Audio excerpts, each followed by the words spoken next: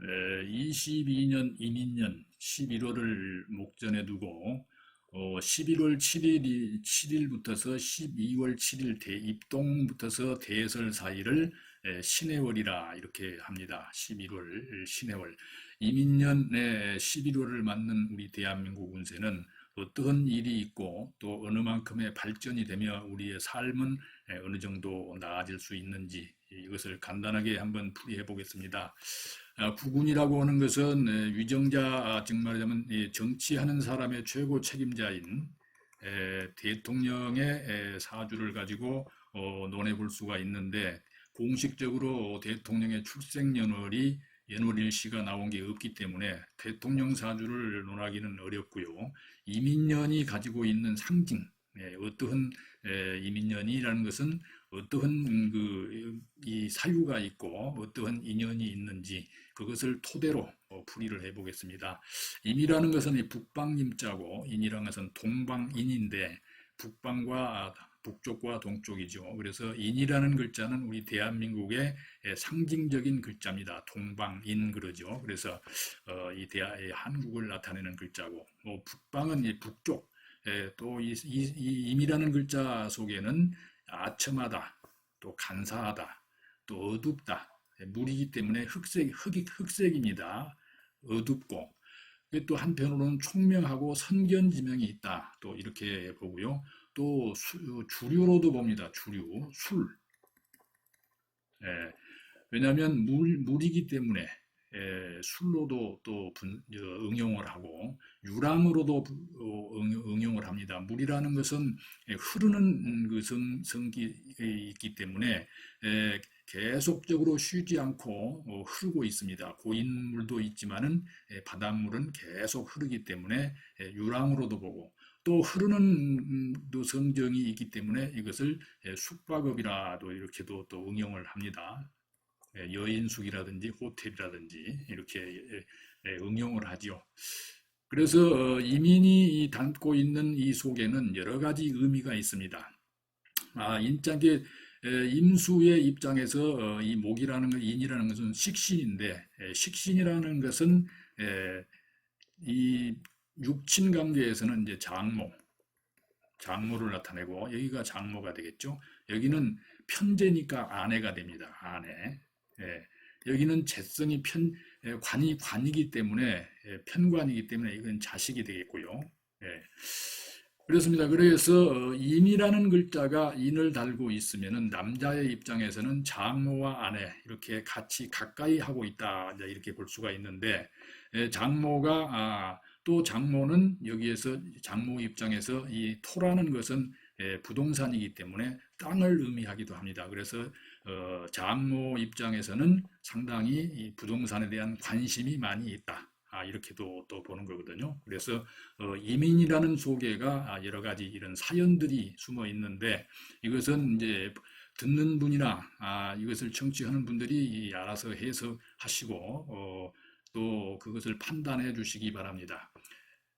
아첨하다, 간사하다, 또 이 감옥이라 어둡기 때문에 감옥이라는 또 이런 표현도 있고 또 그걸 응용을 하기도 합니다. 감옥이라고 해서 또 무법자 이렇게도 또 응용을 하기도 하고. 그렇습니다. 인에게는 해수 이제 11월을 이민년이 11월을 맞는 신해월에는 인과 해가 이렇게 만나면은 합이 되는데, 합보다는 파의 작용이 또 상당히 크다. 또 이렇게 보거든요. 파라는 것은 깨진다는 얘기인데, 인과 해가 만나면 합도 되는 경우가 있지만은 깨지는 경우가 더 크다. 이렇게 보고요.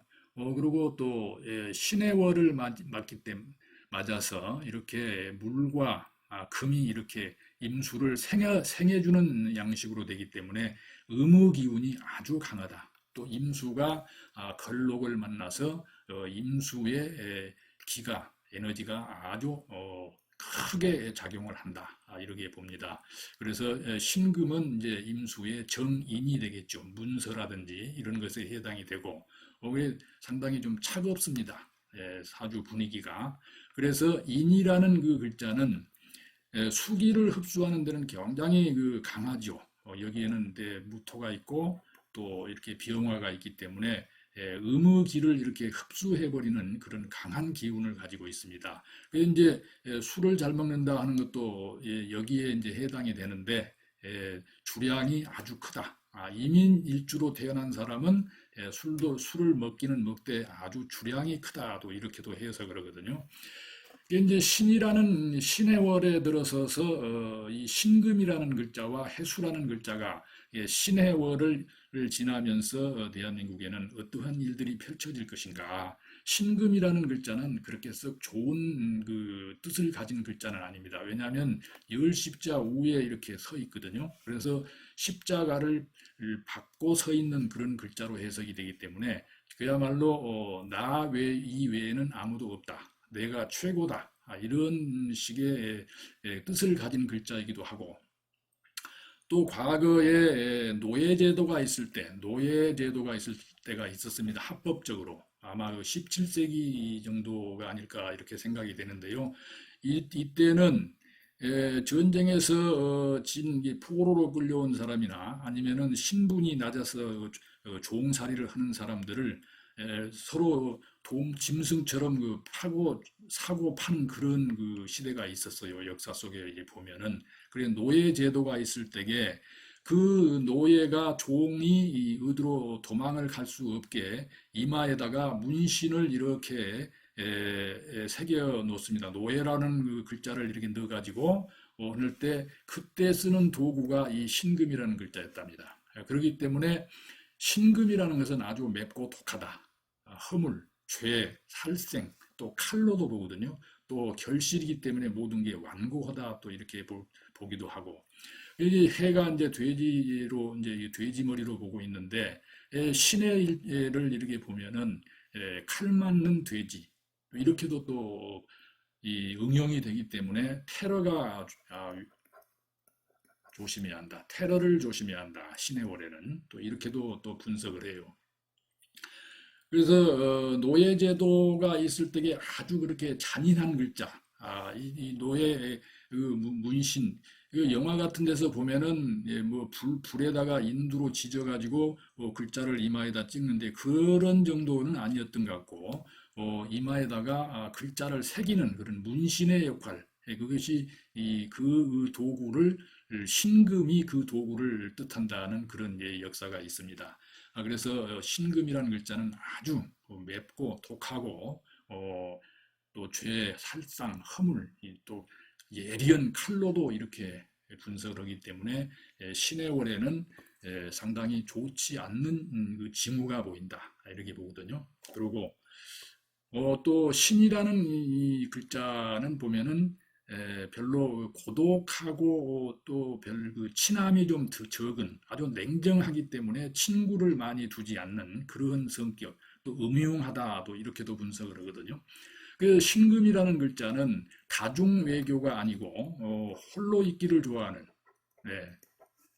그래서 어쩌면은 옆 친구들에게 왕따 당할 수도 있다. 또 이렇게도 봅니다. 그래서 있는 친구도 많이 떨어져 나가는 게 자기한테 아주 잘 맞는 몇 사람만 친함이 있고 그 외에는 넓은 외교는 없다.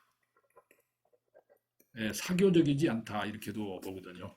그래서 신해월의 우리나라 국운을 굳이 이야기를 한다면은 세계적으로 뻗어나가는 외교 문제에 있어서도 상당히 위축될 확률이 있다. 이렇게 보는 겁니다. 그리고 또 신금의 입장에서 해수는 상관으로서 언변에 해당되죠. 종교인들 사주가 신의 일주가 많은데 아주 달변으로 이제 이렇게 보고 말을 함부로 해버리기 때문에 해라는 것은 흐르는 물입니다. 그래서 흐르는 물은 다시 돌아오지 않는다는 그런 그 철칙이 있잖아요. 그래서 신금일주가 태어난 사람이 이 말을 한번 해버리면 사과할 줄을 모른다. 이렇게도 또 분석을 하고 응용을 합니다. 이게 신해라는 것은 또 고란이라는 그 글자를 가지고 있기 때문에 아주 고독하다. 이렇게 보고요. 지지가 욕궁입니다. 그래서 말실수 이런 것들이 많이 따라다닐 수밖에 없다. 이렇게 보는 겁니다. 또 신이라는 글자가 멋을 예, 욕궁이기 때문에 사치와 멋을 이제 또 상징을 해요. 그래서 허세 이런 것들이 허영 이런 것도 또 유행을 따라서 멋을 부리는 이런 것들이 이제 많이 등장을 하기도 합니다. 또 칼꽂힌 돼지이기 때문에 테러 같은 게 상당히 또 위험하기도 하고 또 해수는 지하수를 말하는 거죠. 땅속으로 흐르는 물이기 때문에 지하의 역마로도 이제 분석을 합니다. 그래서 땅 밑으로 달리는 뭐길 이렇게도 볼 수가 있고 또 응용을 하기도 하고 그래서 지하철 같은 것도 응용이 될 수가 있어요. 그래서 땅 밑으로 땅 속으로 통하는 길이다. 또 이렇게도 분석을 할 수가 있습니다. 대해수라고 하죠. 그래서 한번 거류, 즉 한번 흘러가면은 불해다. 돌아오지 않는다. 이렇게 고서에는 적혀 있습니다. 천문이기 때문에 또 해수는 술과 함께 이게 천문성이기 때문에 해수의 글자에는 종교, 무속, 무슨 철학 이런 것들이 담겨 있어요. 그래서 11월에는 이런 글자가 이 언어들이 많이 등장을 하게 됩니다.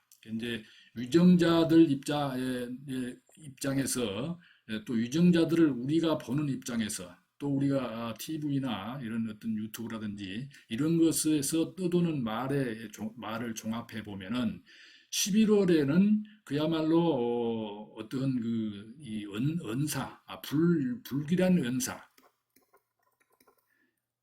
은행 이런 것들이 아주 난무할 걸로 이렇게 예측이 되거든요. 그래서 말로 인한 어떤 협박, 겁살이 작용을 하기 때문에 아주 흉살이죠. 그래서 겁박 같은 거, 말로 인한 어떤 겁박이라든지 이런 것들이 많이 등장을 하게 될 수가 있다. 또 갑작스럽게 어떤 지하철로, 지하철 같은 거, 땅 밑으로 흐르는, 땅 속으로 흐르는 물이기 때문에 또 이건 역마이기 때문에 지하 역마입니다. 그래서 땅 속에 어떤 도로, 길, 이런 것으로 인해서 어떤 시비거리가 많이 생길 수도 있다. 또 이렇게도 보거든요. 또 무속과 철학은 천문성을 지니고 있는 이 해수에게는 상당한 영향력이 있습니다. 그걸 꿈이라는 것을 아주 믿고 그걸 따르는 실질적으로 그러한 것을 아주 행동에 옮긴다든지 그러한 일들이 많이 일어날 수가 있어요. 인과 해가 만나면 그렇습니다. 그래서 11월에는 여러 가지 일들이 또 12월이 임자월이기 때문에 임자월을 만나는 이 우리나라 국운 22년 이민년이 임자월을 만나면 그야말로 또 불길한 예감이 들어가거든요. 그래서 돌아오는 12월이 아주 밝고 좋은 그런 운이라면은 신해월이 그렇게까지 나쁘게 작용하지는 않을 것이다 이렇게 보지만 돌아오는 임자월이 아주 불길한 예측을 가지고 있기 때문에 신해월을 보내는 우리 국민들은 참 상당히 암담하고 짜증나고 조금은 한심하기도 하고 어떻게 그 표현을 해야 할지 모를 정도로 답답함을 느낄 수가 있다. 이렇게 분석을 해요. 그래서 돼지와 호랑이와 돼지가 만났을 때는 호랑이는 돼지를 아주 가볍게 먹잇감으로 볼 수 있기 때문에 신해월이 갖는 이 대한민국 국군은 그렇게 편치만은 않을 것이다.